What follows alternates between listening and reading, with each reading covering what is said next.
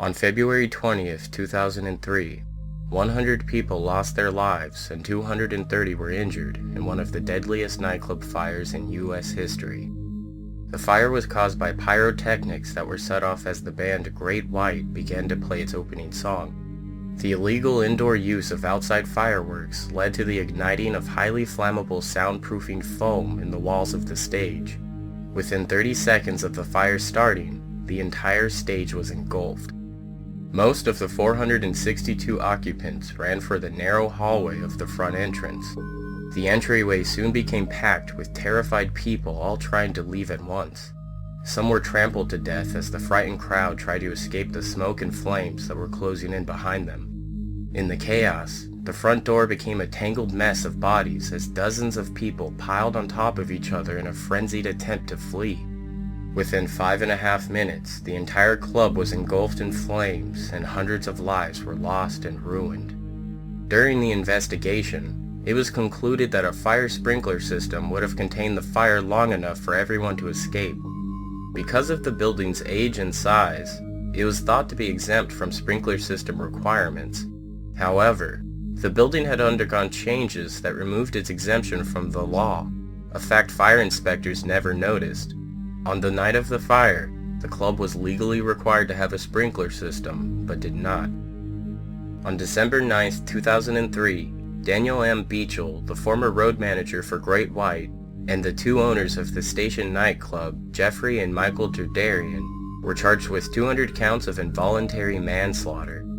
The Derderians were also fined over $1 million for failing to carry workers' compensation insurance for their employees, 4 of whom died in the blaze.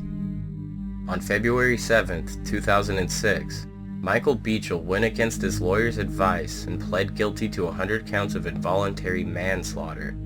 During his sentencing, Beachel made a statement apologizing to the victims and families for his involvement in the fire.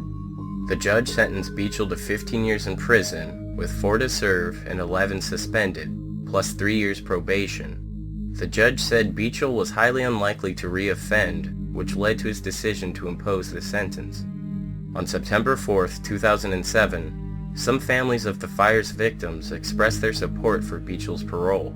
The state parole board received approximately 20 letters, the majority of which expressed their sympathy and support for Beachel, pointing out that it was Beachel alone who stood up and admitted responsibility for his part in the horrible event. He had also sent handwritten letters to the families of each of the 100 victims. Beachel was released from prison on March 19, 2008. Following Beachel's trial, the station owners Michael and Jeffrey Derderian were scheduled to receive separate trials. However, on September 21, 2006, Superior Court Judge Francis J. Darrigan announced that the brothers had changed their pleas from not guilty to no contest, thereby avoiding a trial.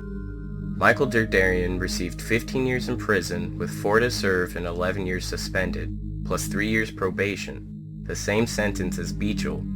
Jeffrey Derderian received a 10-year suspended sentence, 3 years probation, and 500 hours of community service. In January 2008, the parole board decided to grant Michael Derderian an early release.